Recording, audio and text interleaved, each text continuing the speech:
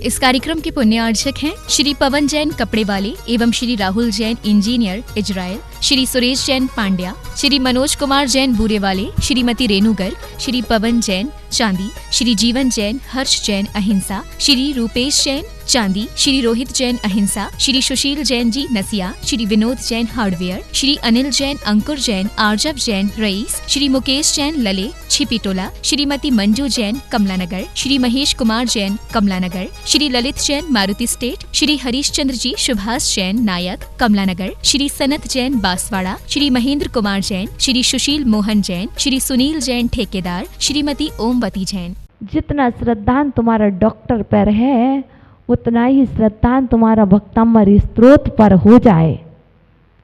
तुम्हारा श्रद्धान भक्तामृत स्त्रोत पर हो जाए, तुम कहते तुम स्वस्थ हो जाओगे, लेकिन नहीं, क्योंकि इसमें कोई टैबलेट नहीं मिलती, मिलती है पर तुम सेवन नहीं करते हो, क्योंकि सेवन करोगे तभी तो रोग से मुक्त होगे।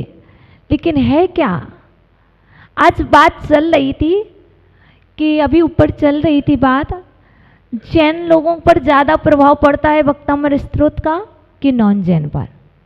नॉन जैन पर क्यों? कारण एक, क्योंकि उनका श्रद्धान है मेरे अंदर में, तो ये आसानी से मिल गया है।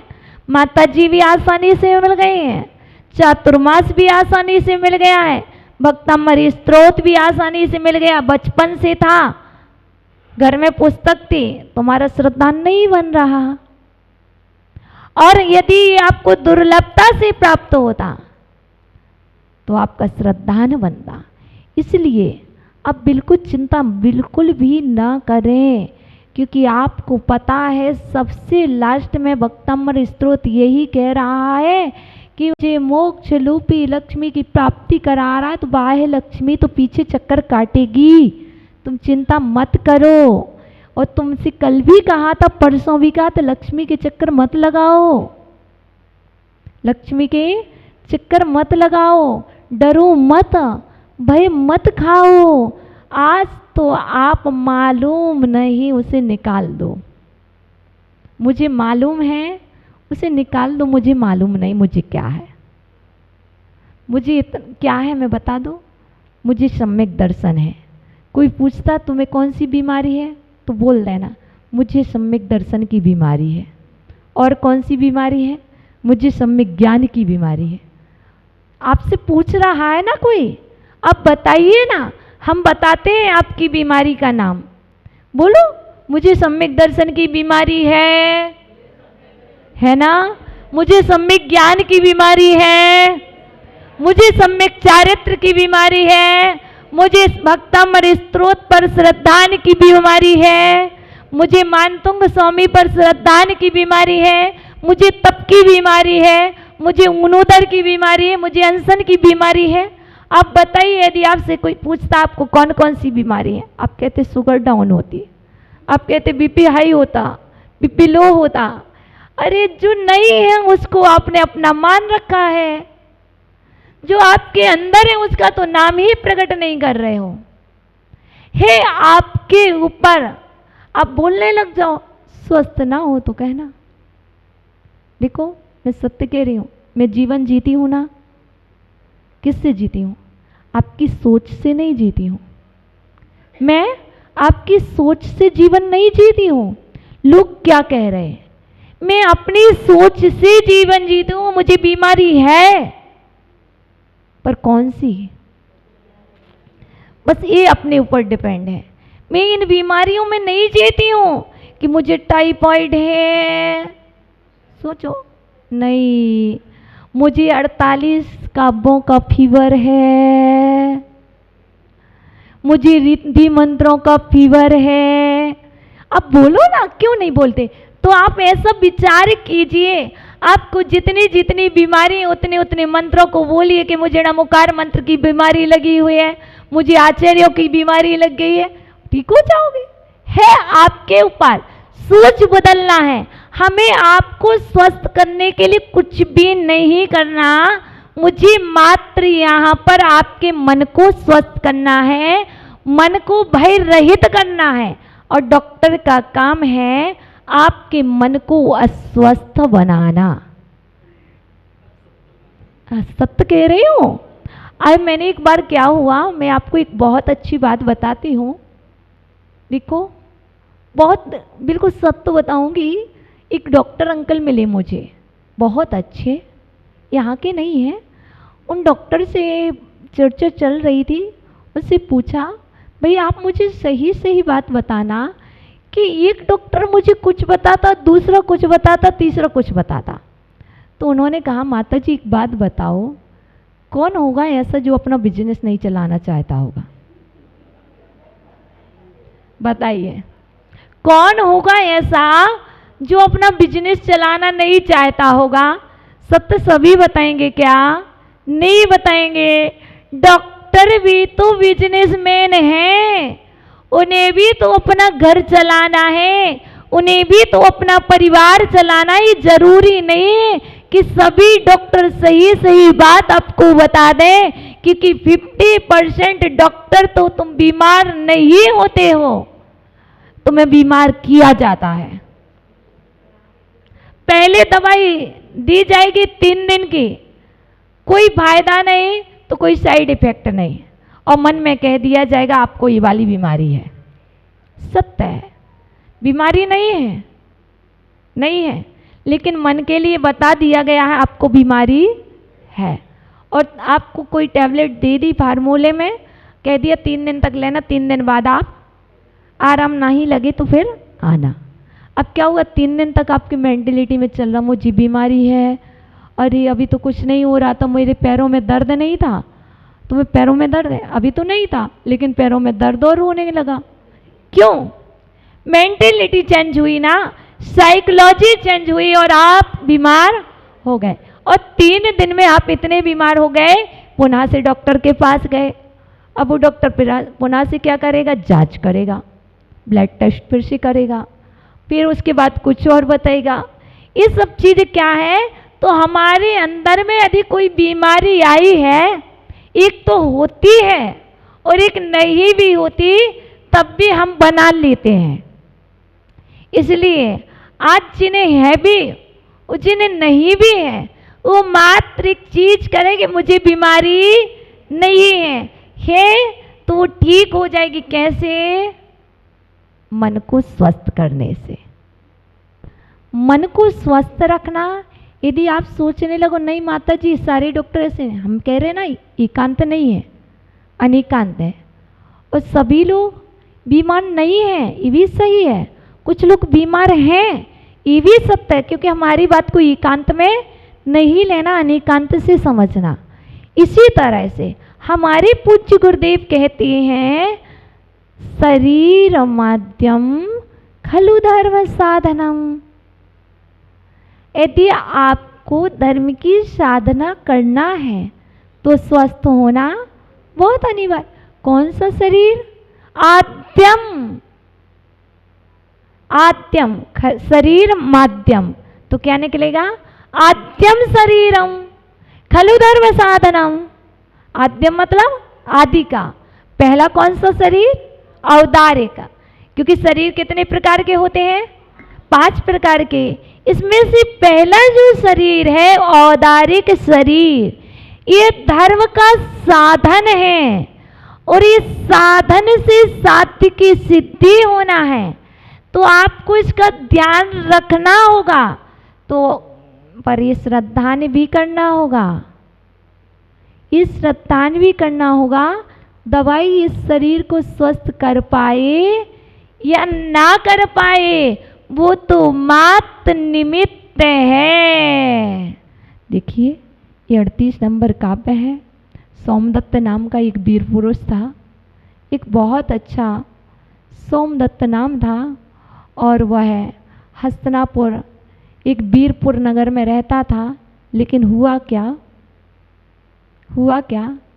एक कपूत बेटा जन्म ले गया घर में सोमदत्त के यहाँ पर वह बेटा का जन्म होने से ही उसने सारी संपत्ति, क्योंकि जब पुत्र कपूत है सपूत नहीं, तो धन सारा चला जाएगा, व्यर्थ होगा ही।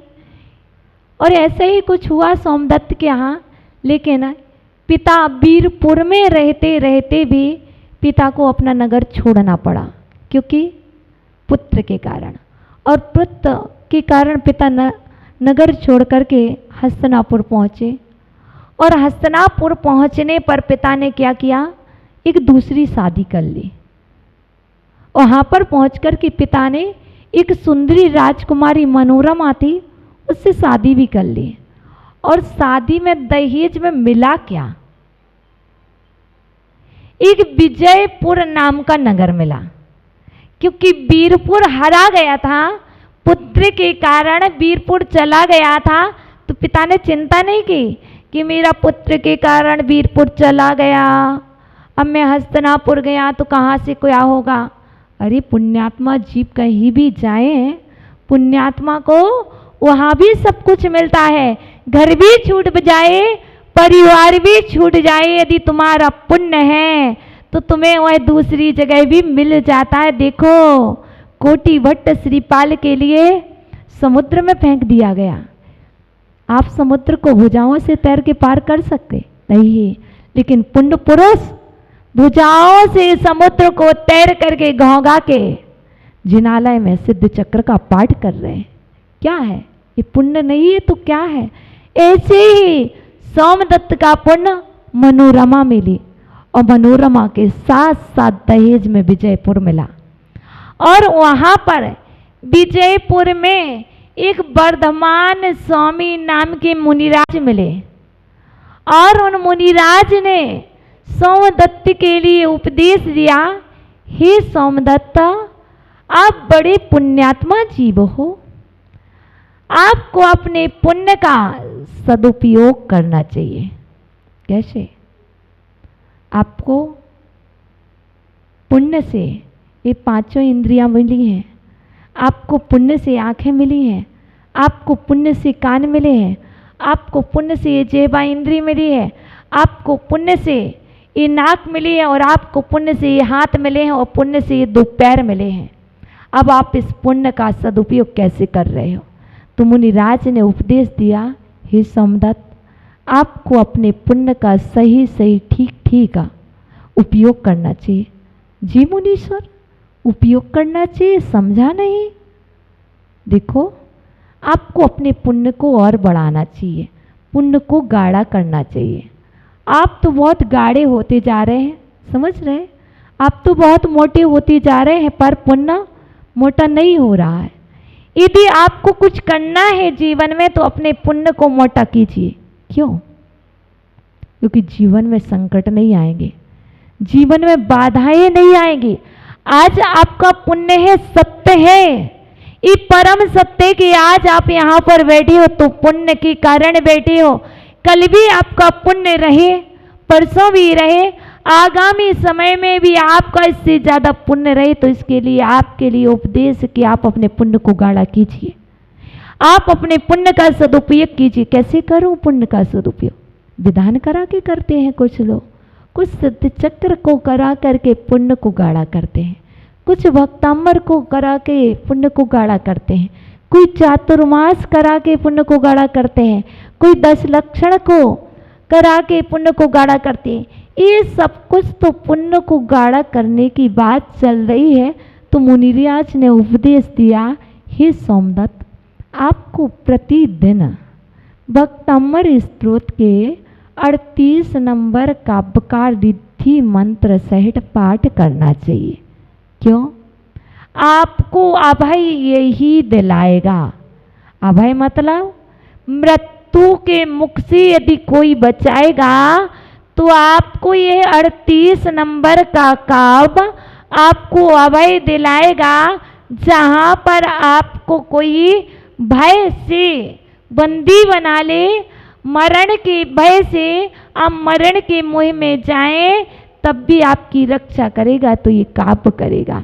इसी तरह आपकी रक्षा हम नहीं कर पाएंगे, आपकी रक्षा आपका परिवार नहीं कर पाएगा, आपकी रक्षा आपकी समाज नहीं करेगी, आपकी रक्षा आपका पुण्य करेगा, आपकी रक्षा आपकी आत्मा करेगी, आपकी रक्षा आपका श्रद्धान करेगा। इसलिए आप अपनी रक्षा स्वयं करें। रक्षा कवच आपके पास है, बीमारी का कवच आपके पास है और निरोगी होने का रक्षा कवच भी आपके पास है। हम तो मात्र निमित्त हैं, उपादान तो आपके अंदर में है। आप अपने उपादान को जागृत करें और अपन सभी भय से मुक्त हों। शिच्युतन मदाय विले बेलो लेका पोल मूलो मातत ब्राह्मरेना देवी वृद्ध कोपम ऐरावता भमि भमो दत्ते मा पतंतम दृष्ट्वा भयं भवतीनो भवदाश्रिताना। आज की बहुत अच्छी बात बताऊं, रिद्धि क्या है? नमो मन बलीणम।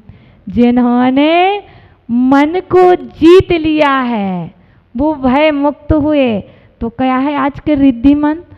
ओम ह्रीम रहम नमो मन बलीणम ज्रोम ज्रोम नमः स्वाहा।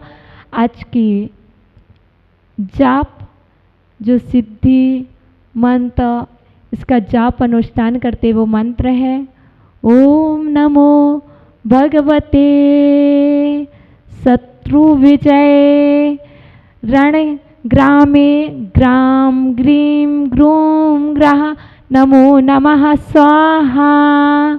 क्योंकि युद्ध क्षेत्र में गए हो, हाथी आ गए हैं और अभी वर्तमान में यूँ तो हाथी मिलते नहीं हैं तो आपको भय होता नहीं है। लेकिन फिर भी आपको बता दें, आज लोग कहते कि ये तो हाथी से भय मुक्ति दिलाएगा। नहीं, आप देखो आज परमाणु बम, आज बारूद के गोले, आज हाथी नहीं आ रहे नगर में, पर आज हाथी के स्थान किसी दूसरे ने बारूदों ने ले रखा है। आज उनसे भय मुक्ति दिलाने के लिए भी एक काव्य का यूज कर सकते हैं, क्योंकि आज के समय में वर्तमान में कोई और युद्ध नहीं हो रहे हैं, कोई हाथी नहीं आ रहे, मद नहीं झर रहे हैं, लेकिन व्यक्ति के अंदर एक मद झर रहा है। वो तो यहाँ पर जो भी भय हो, संपूर्ण भयों से मुक्ति दिलाने वाला काव्य है। अब बिल्कुल निर्विकल्प होकर कि जैसा भी भय हो, चाहे स्वप्न में डर लगता हो, बच्चे को डर लगता हो, बड़ों को डर लगता हो, मात्र कि ना मेरे पास रक्षा कवच है। जैसे माँ क्या करती है, नजर उतार देती है। अब कहती तुम स्वस्थ हो गए, नजर नहीं लगी, नजर नहीं लगी। ऐसे ही तुम बच्चे को सुना देना 3 बार और कह देना देखो तुम्हें भी नजर नहीं लगी है, देखो तुम्हारे पास रक्षा कवच है भय से मुक्ति दिलाने वाला, तुम्हें भी नजर नहीं लगी है। इसलिए श्रद्धान से पढ़ना और तुम भय मुक्त होगे। आज सिर्फ इतना ही। हम सभी दोपहर में फिर पुनः मिलेंगे, तब तक के लिए ओम नमः। इस कार्यक्रम के पुण्यार्चक थे श्री पवन जैन कपड़े वाले एवं श्री राहुल जैन इंजीनियर इजराइल, श्री सुरेश जैन पांड्या, श्री मनोज कुमार जैन बूरे वाले, श्रीमती रेणु गर्ग, श्री पवन जैन चांदी, श्री जीवन जैन हर्ष जैन अहिंसा, श्री रूपेश जैन चांदी, श्री रोहित जैन अहिंसा, श्री सुशील जैन जी नसिया, श्री विनोद जैन हार्डवेयर, श्री अनिल जैन अंकुर जैन आरजब जैन रईस, श्री मुकेश जैन लले छिपीटोला, श्रीमती मंजू जैन कमलानगर, श्री महेश कुमार जैन कमलानगर, श्री ललित जैन मारुति स्टेट, श्री हरीश चंद्र जी सुभाष जैन नायक कमलानगर, श्री सनत जैन बांसवाड़ा, श्री महेंद्र कुमार जैन, श्री सुशील मोहन जैन, श्री सुनील जैन ठेकेदार, श्रीमती ओमवती जैन।